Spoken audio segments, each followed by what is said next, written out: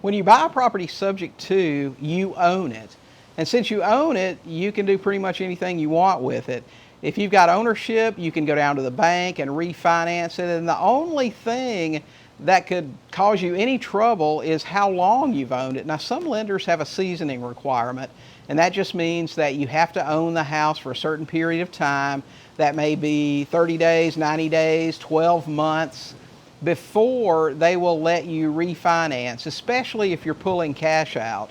But to the question of can you refinance a property that you bought subject to, you own it. You can do anything you want to with it. And if you're credit worthy and the lender, you're within the guidelines of their seasoning requirements, you absolutely can refinance it and pull money out or lower your payments or do whatever it is that you're trying to accomplish.